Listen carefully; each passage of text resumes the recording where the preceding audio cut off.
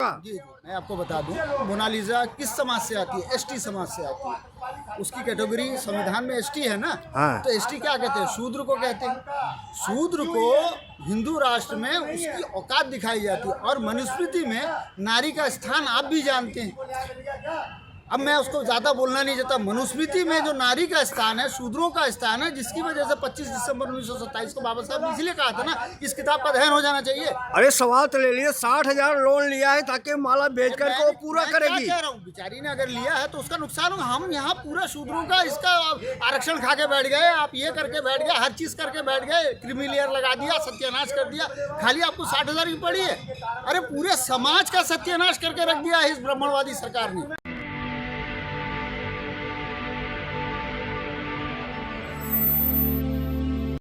प्रयागराज में पूरा दुनिया के लोग जा रहे हैं नहाने के लिए, पूरा कैबिनेट जा रहा है, पूरी मिनिस्ट्री जा रही है नहाने के लिए।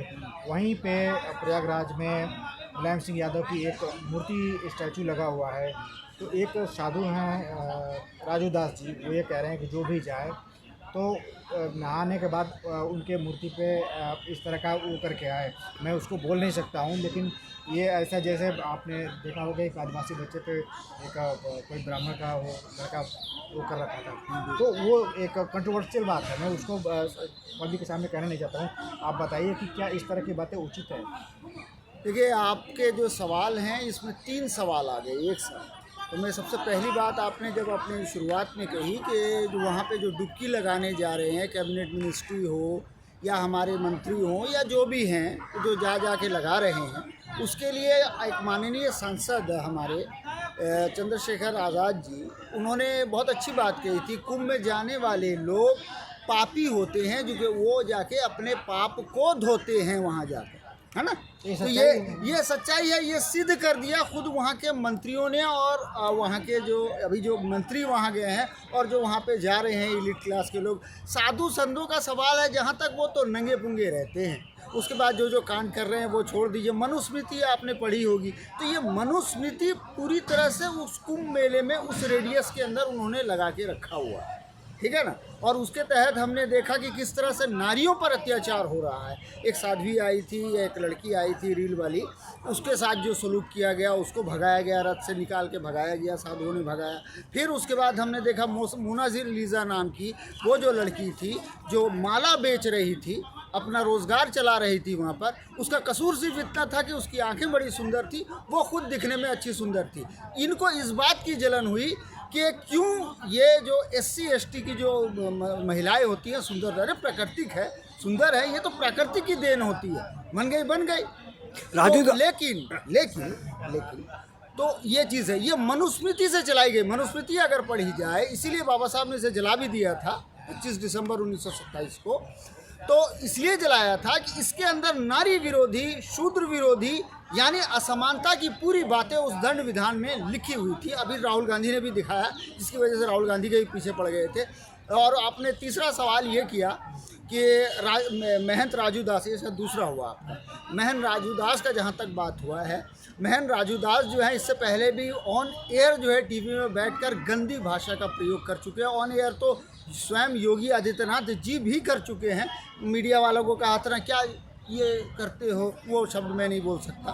फिर उसके बाद वो जो है खड़े होकर अयोध्या में जो है हमारे योगी आदित्यनाथ जी हरिजन कहते हैं, जो कि अनकॉन्स्टिट्यूशनल है, असंवैधानिक है। 1982 में सुप्रीम कोर्ट का ऑर्डर है इसके ऊपर कि हरिजन आप किसी को नहीं बोल सकते। क्या वो सब हरि की औलाद है? ये बात है। तो देखिए, उत्तर प्रदेश में थियोक्रेटिक ब्राह्मणिकल हिंदू राष्ट्र चल रहा है ये मनुस्मृति से। और रामचरितमानस की जो चौपाई है ना, ढोल गवार शूद्र पशु नारी सकल ताड़ना के अधिकारी, इसको बेस करके चलाई जा रही है। ये मैं कह रहा हूँ। राजू दास ये कह रहे हैं कि मुलायम सिंह ने राम भक्तों पर गोली चलाई थी, यहाँ पे उनकी मूर्ति लगाने की क्या जरूरत है? देखिए, ये एक बहुत बड़ी बात उन्होंने कही, ठीक है, अगर उन्होंने कही है इस बात को, तो अगर हम उसके कॉन्टेस्ट में अगर हम जाके देखते हैं, बेशक मुलायम सिंह की सरकार थी, गोलियां चली थी, उसमें 67 जो है लोग मारे गए थे। 67 में से सिर्फ 2 कोठारी ब्रदर को ही जो है विश्व हिंदू परिषद, RSS, संघ परिवार या ब्राह्मणवादियों ने पिक किया और 65 को नहीं किया। बहरहाल हम उस पर नहीं आते। दूसरी बात वहाँ एक मिश्रा जी थे, आपको अगर मालूम होगा, उनके जो सेक्रेटरी थे ऑर्डर देने वाले, वो वही एडमिनिस्ट्रेशन के चीफ थे, उन्होंने ही दिया था। ये ब्राह्मण जो होते हैं ना, अक्सर जो हमारे बहुजन नेता सीट पर होते हैं या पद पर होते हैं, मुख्यमंत्री जी, हाँ जी, तो मैं वही कह रहा हूँ ना, भूपेंद्र मिश्रा जी थे, तो वो वहाँ पर बैठे हुए थे, उनके हुक्म से सारा काम होता है, ये उन्हीं का क्या होता है। आज देखिए वो ट्रस्ट अयोध्या में ट्रस्ट के चीफ बना के उनको रखा गया है। ये भी है ना एक बात, ये इसको समझिएगा तो ये कनेक्ट द डॉट्स। तो देखिए जो मनुवादी, ब्राह्मणवादी या ब्राह्मण सोच का जो अधिकारी होता है ना, उसकी वजह से हमारे जितने भी बहुजन नेता है फंसते हैं। चाहे मायावती का मामला हो, चाहे वो शिबू सोरेन का मामला हो या हेमंत सोरेन का मामला हो। मैं आपको उदाहरण के साथ कह सकता हूँ, क्योंकि उनको चाहिए कि अपने आसपास से हमेशा ही ब्राह्मणवादियों को हटा के रखें, ब्राह्मणों को हटा के रखें, लेकिन उनकी मजबूरी ये है कि उनको लगता है मिलते ही नहीं। अरे अखिलेश, मिल जाते तो होता। रही बात अखिलेश की, अखिलेश यादव जी डुबकी तो लगा रहे हैं। एक पांडे जी को उन्होंने नेता प्रतिपक्ष बनाया, 34 मुसलमान के होते हुए, 34 मुसलमान MLA के होते हुए, 19 SC ST के MLA को होते हुए, और उसके बाद OBC के तो लगभग 19 हैं, 19 OBC के भी हैं, होते हुए भी आपने एक ब्राह्मण को बना दिया। जाति क्यों ढूंढते हैं आप? नहीं, जाति हम नहीं ढूंढ रहे। जाति तो देखिए, आप हमेशा जो आपकी गोदी मीडिया और आपका जो ब्राह्मणवादी मीडिया हम पर आरोप लगाता है, हम जाति नहीं ढूंढते, हम जातिवाद को खत्म करने के लिए लड़ते हैं। बहुजन समाज हमेशा ही एक ब्राह्मण को बना दिया, क्या बस वही है। ये बनने से उनके अंदर न्यायिक चरित्र नहीं होता है ना, बात को तोड़ने का काम करते हैं ना ये। अरे अखिलेश यादव भी डुबकी लगा के आए ना। मैं वही कहता हूँ, अखिलेश यादव OBC समाज से आते हैं, अपने आप को हिंदू भी कहते हैं, कभी छत्री भी कहते हैं। जब उनकी कुर्सी को धुलवाया गया था गंगा जल से और गोमूत्र से, तब जाकर उनको याद आया कि मैं शूद्र हूँ। अभी जो कह रहे हैं कि शूद्र के माने क्या है, शूद्र कौन होता है, अब उनकी समझ में आया। नहीं तो वो तो अपने आप को छत्री समझ रहे थे, इसमें कोई इसकी तो बात है नहीं। वो तो अपने आप को अभी भी डुबकी लगा के आए, वही कर्मकांड, वही पाखंड। यानी जो अभी अरुण कुमार गुप्ता जो बिहार के प्रदेश अध्यक्ष हैं अध्यक्ष संघ समाज के, उन्होंने बड़ी अच्छी लाइन कही। मैं कहूँगा थोड़ी सी कंट्रोवर्सी हो जाए कि जो शूद्र यानी पिछड़ा, अति पिछड़ा जो लोग होते हैं इसमें, वो जो हिंदुइज्म को लेके ढो रहे हैं, ब्राह्मणवाद को ढो रहे हैं, वो दरअसल ब्राह्मणों के कुत्ते हैं। मैं यहाँ कुत्ते बोलकर उनका अपमान नहीं कर रहा, कुत्ता तो एक अच्छा वफादार जानवर होता है। उन्होंने उदाहरण स्वरूप इस बात को कही है, ठीक है ना। ये इस सेंस में भी हम ले सकते हैं। तो ये OBC ही सबसे बड़ा ब्राह्मणवाद का पोषक रहा है, ये कड़वा सच है। अखिलेश यादव डुबकी लगा तो पाखंड क्यों आप बोल रहे हो? नहीं, उनका आस्था है। ये तो टोटल पाखंड ही गंगा है। नदी में नहाना पाखंड है। नहीं, तो जो स्वामी दयानंद सरस्वती, मूल शंकर तिवारी, वो तो खुद जाके मना करते थे, पाप धोने जो होने वाला है नहीं। आर्य समाज ये तो किसी का आस्था पर ठेस पहुंचाओगे आप? आस्था, अरे देखिए 2014 के बाद आपकी गोदी मीडिया और मोदी जी के आने के बाद खाली आपकी हर चीज आस्था, श्रद्धा, भावना सब एक साथ आहत हो जाती है। हाँ? आप लोगों की आस्था, श्रद्धा, भावना एक साथ आहत हो जाती है। नहीं थे अखिलेश से क्यों आपको जलन इतना होता है? अगर राजेंद्र पाल गौतम 22 प्रतिज्ञा ले लें बाबा साहब अम्बेडकर की, तो आपकी आस्था आहत हो जाती है। What the hell, क्या है ये? बताइए, हाँ। अब चंद्रशेखर रावण अगर कह दें, अगर वो कह दें कि मैं पापी नहीं हूँ, मैं क्यों जाऊँ कुंभ में जाके नहाऊं, मैं पाप क्या हूँ तो धोने जाऊँगा। पाप वहाँ तो पापी जाते हैं, पाप धोने के बाद जो जा रहे हैं वो सब पापी हैं। तो वो अब तो मोदी जी ने तो खुद कहा है 2014 से पहले जो भी भारत में जन्म हुआ वो पापी है। उनका बयान है चाइना में और कोरिया में जाकर, मोदी जी खुद बोले, प्रधानमंत्री हमारे। गंगा नदी में जो नहाने जा रहे हैं जो भी, वो सब पापी हैं।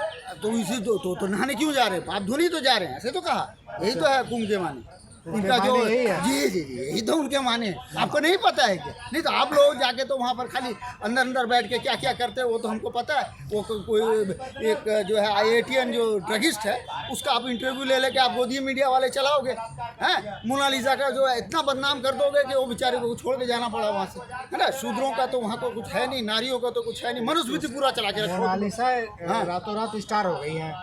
नहीं, अरे वो स्टार हो गई, क्या स्टार क्या हो गई है? स्टार हो गई है, फिल्मी दुनिया से उसके ऑफर आने लगे हैं। अच्छी बात है, अगर फिल्मी दुनिया से अगर ऑफर आए तो आपको दिक्कत क्या है? जितनी ब्राह्मण जितनी आपकी समान लड़कियां अगर जाए तो वो ये हो जाए। इसमें आप बदनामी की बात कह रहे थे, मैं इसलिए बोला। बदनामी करके उसको वहाँ से निकाला गया, मनुस्मृति लागू करके, क्योंकि लोग जो है आपकी मीडिया जो है उसके बजाय उस लड़की, उस मासूम बच्ची के ऊपर जाके ज्यादा फोकस करने लगे, क्योंकि वो ST समाज की थी ना, बंजारन थी, इसलिए ना।